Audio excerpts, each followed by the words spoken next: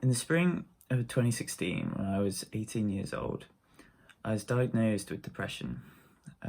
My mum basically dragged me to the doctors, and after a very difficult conversation with the GP, I was prescribed beta blockers and put on a waiting list for cognitive behavioural therapy, or CBT for short. I had also been referred to the counselling team at my college, but because I was 2 months away from finishing my A-levels and graduating from college, they weren't too motivated to help me. This diagnosis came off the back of me ending a quite toxic relationship that, combined with the mounting stress of my studies and A-levels. Also, I went to a college which had a pretty high standard for their students, where if you were to fail, they would kick you out instead of trying to help you improve. This resulted in me developing quite a deep depression, and I'd say, looking back, before, like in my teenage years, I had exhibited symptoms of depression and anxiety before, but because it never got that bad, I didn't think I had a mental health condition. After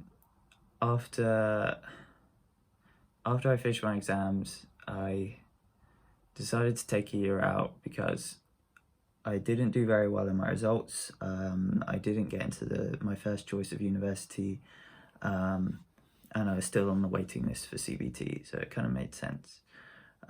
During that year, I attended my CBT sessions, and it was there that I was also diagnosed with social anxiety. And in those sessions, me and my counsellor, we talked about my thought processes and aimed to kind of change my default perspective on social situations and have a more realistic perception of said situations. I'd say it definitely helped. It didn't cure me, but the thing with mental health conditions is there isn't a cure. You just kind of have to get better at living with it. I'd say I have. I think for me, speaking from my own experience, it requires a lot of patience to deal with depression, because it's rough when you're in a pretty bad spot, and when you're in that place, it seems like nothing will improve, and you almost don't want it to improve. You have like no willpower.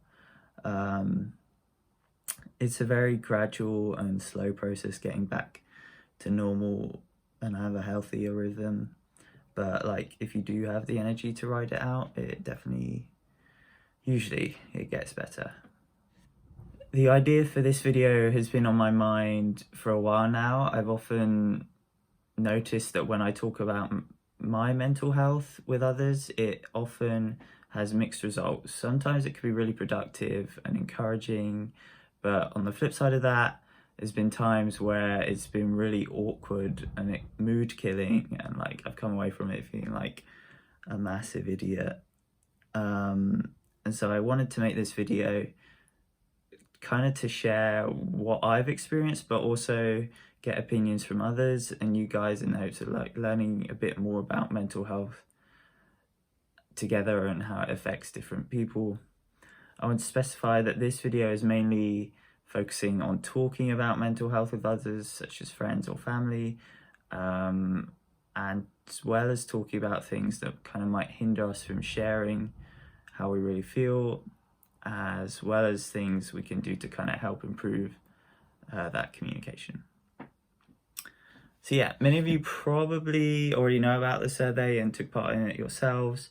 I made a survey a couple of weeks ago kind of asking you guys questions about mental health, and like thank you to everyone who took part in that. We had 99 responses in total. I just want to say a disclaimer about the survey. Majority of those people are likely to be UK based, based off who, like my kind of greater social circle, but not necessarily. this is in no way a full representation of the UK or any other country's perspective on mental health. So, first question,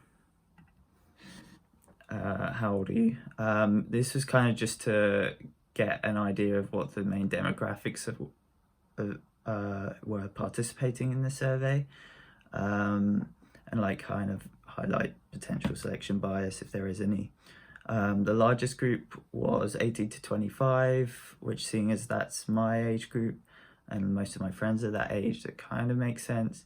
But overall, there's 45 participants under the age of 30, 25% were aged 30 to 50, and 29% were aged over 50. An interesting fact worth noting about this is that according to Mind, the charity, there is estimated 1 in 4 people in the UK who suffer from mental health problems in some kind. So it's quite likely that nearly everyone would know someone or have an experience with a mental health condition.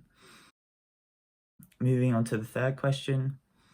The results of this are quite evenly split. However, there's 41% are saying that more often than not, they would change the way they interact with someone if they knew they had a mental health condition. And like, interestingly, it's quite interesting to me because personally, if someone changed their behavior around me because they knew I had depression, that would probably bother me more than if they just treated me normally.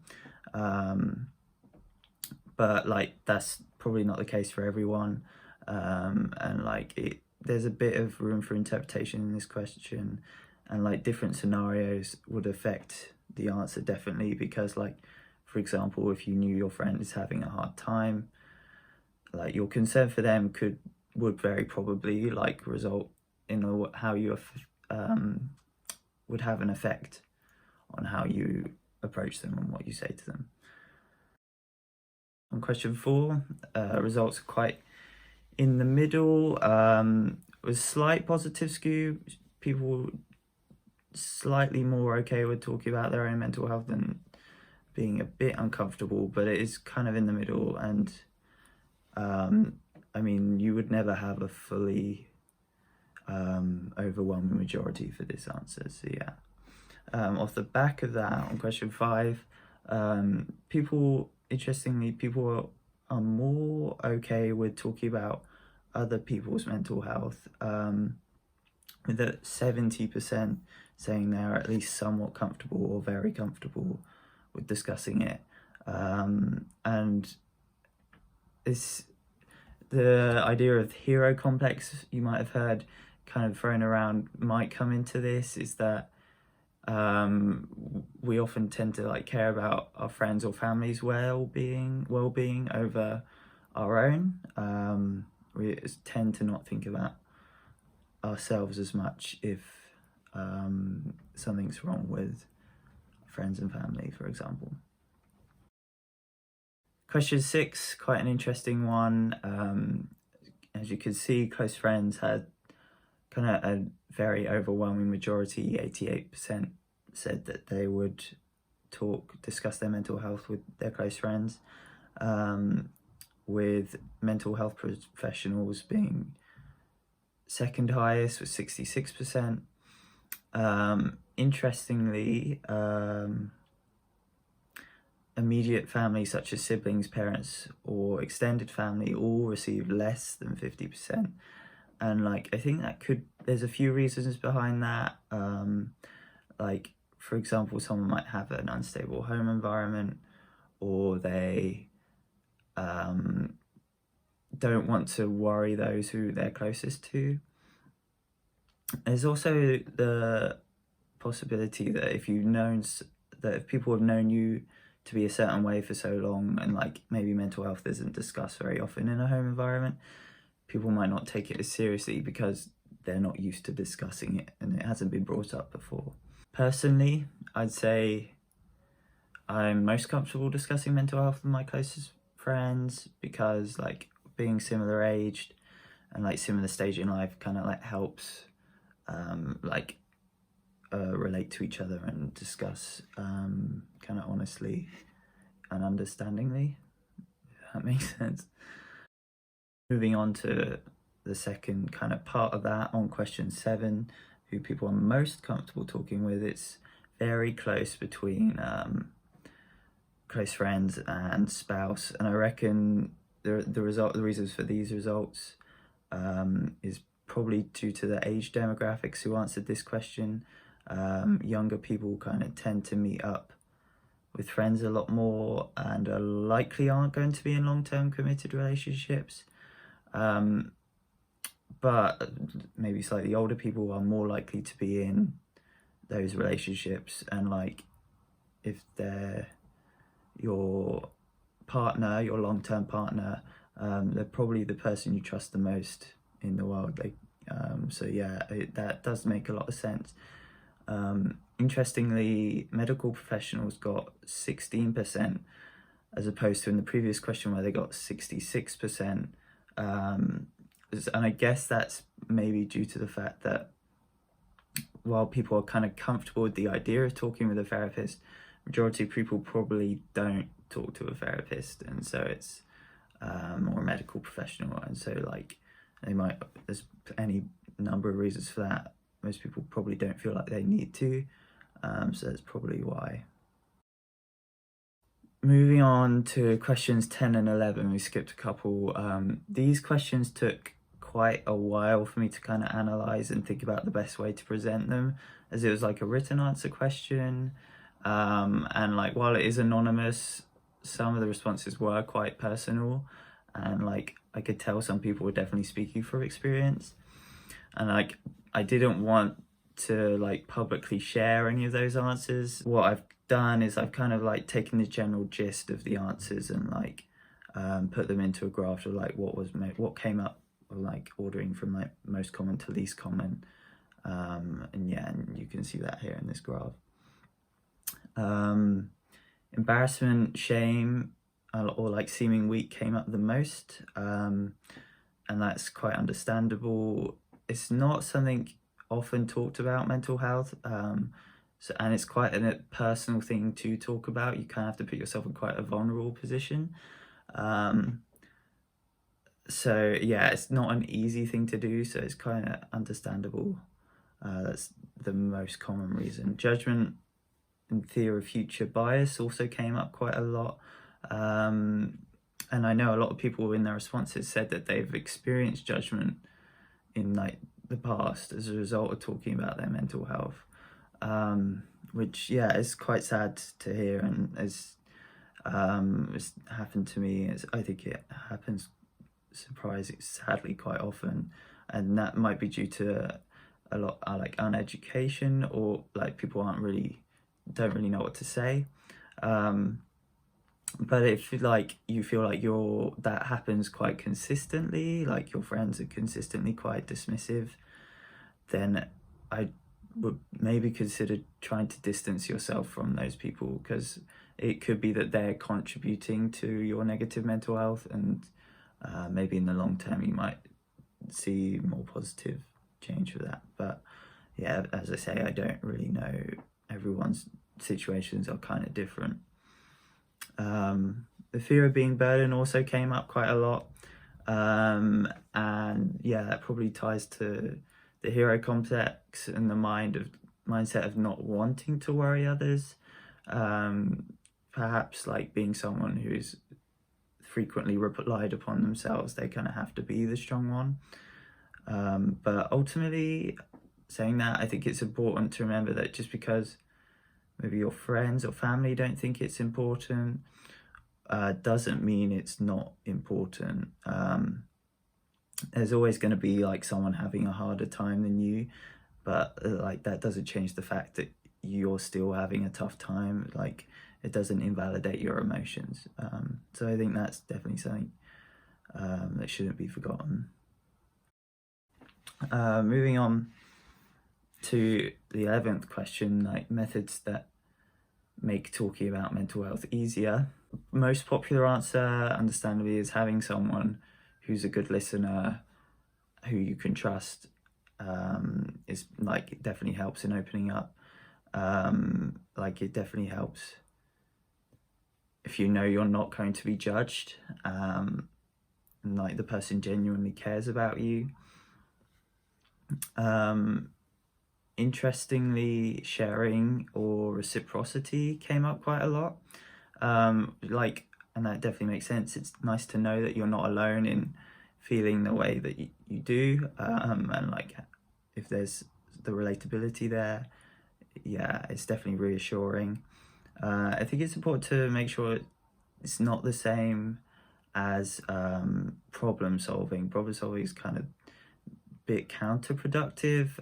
Like some people might want advice, but most of the time when talking about mental health, people just kind of want to be heard, and like they're not usually looking for problems to be solved. Like they kind of solve themselves by talking about it, or just being able to open up is part of the healing process. So yeah, it's important not to get them mixed up. Someone else starting the conversation and asking questions came up quite a bit as well. Like seeing as it can often be quite hard to find the words to say or put into words your emotions, it's definitely, yeah, I could definitely relate to that. And like, I think if someone is guiding the conversation, it definitely makes things easier. And I think like that quality, as well as having someone who's a good listener, is that's kind of the job of a lot of mental health professionals. But like definitely having friends who can do that is also, yeah, really great. It can be tricky though, like when it comes to asking questions, as people, like, they aren't mind readers, and it's like, so sometimes it might require you, if like you want some people to ask questions, it might require you to like bring up the topic of that and mental health, and like make sure that they know you're comfortable with being asked questions.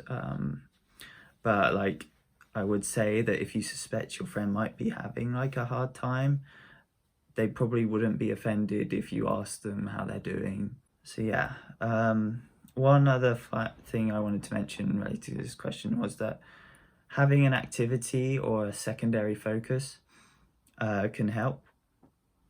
I know people mention like walking or doing a craft activity, and like it's really a good idea because it helps remove the awkwardness. Like if there's an awkward silence, it's kind of, there wouldn't be awkward silence because you might be focusing on what you're doing instead. The activity could also be used to kind of change focus. And it's also quite therapeutic, especially kind of activities like maybe knitting or embroidery. It's one of my faves. It's quite calming because you're focusing on one thing and it's quite a simple thing. So it helps kind of like empty your mind. I did also want to mention alcohol, as that came up a couple times. And while I don't recommend getting smashed, there is some truth to that, I'd say. Like in my own experience, some of the best like conversations I've had have been at like 3 a.m. at the tail end of like a house party. Everyone's kind of just on the come down, like chilling, and is kind of when people get quite deep. And like I've never really had a negative experience in that kind of situation. So yeah, there's definitely true. I mean, it's not really something you can engineer. You kind of just, it just happens. There's that kind of drawback, but I think definitely kind of like if you just find yourself in that situation, don't like yeah, don't feel scared about it, I guess. So I'm going to wrap this up now. If you feel like you've been struggling with your mental health, and like, I recommend maybe setting aside some time to talk about it with someone you really trust in like a relaxed environment. Like maybe go for a walk or organize an activity to do together, and like perhaps beforehand kind of like make it clear that you kind of want to talk about it. If you want them to ask you questions, if that helps, maybe let them know. Or similarly, you might just want to vent and like just ask someone if they're willing to listen. If you're in a situation where you don't feel like you have anyone to talk to, there are some online services available that I will put in the description. I know it's not as ideal, but they're worth giving a shot. I definitely don't think it's a good idea to just let it like get worse. It's important to talk about these things, I think, especially when it comes to mental health. Okay, so a couple bullet point important kind of things to remember is put yourself first. Like, it's hard to help others if you yourself aren't in a good place. Definitely make sure to keep an eye on your own mental health, and like, yeah, set aside some time to think about it if you feel like things aren't too great. I'd like to say that shutting things away is kind of a short-term solution, which often results in a long-term problem. It kind of makes things easier if you talk about things while they're still kind of recent, and it like helps kind of, it's quite therapeutic, kind of just offloading if you can. I think my friend told me this quote, if a job is worth doing, it's worth doing poorly, which kind of means that even if you can't do it perfectly, it's worth taking like a small step in the right direction.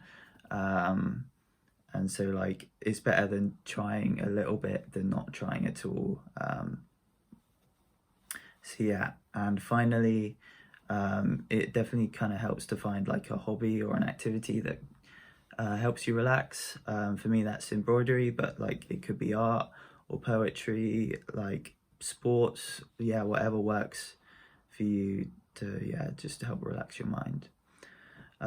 Yeah, thank you very much for watching. I want to say a big thank you to my friends Laura and Riley. They kind of helped me analyze these results and like gave me their perspectives on mental health, which helped a lot in writing this video. So yeah, big thank you to you guys. I know this isn't content I usually do on my channel, and it's not sure if it's something I'll continue to do at least regularly, because it takes a lot of time making a video like this. But yeah, let me know in the comments what you thought, if you think it's a useful resource, or any kind of like criticisms or things that you think, because it's like, I definitely think it's an important topic to be talking about. So yeah, I'd love to know what you guys think. Feel free to subscribe to the channel if you like this video, and like give the video a like, because that helps me out a lot. I'm pretty close to 100 subs actually, so yeah, thank you guys. And yeah, if you want to see the full results of the survey, there's going to be a PDF file in the description that you can download, because I know there's some questions I didn't cover in this video. Yeah, thank you very much. Enjoy the rest of your day, and yeah, I'll see you next time.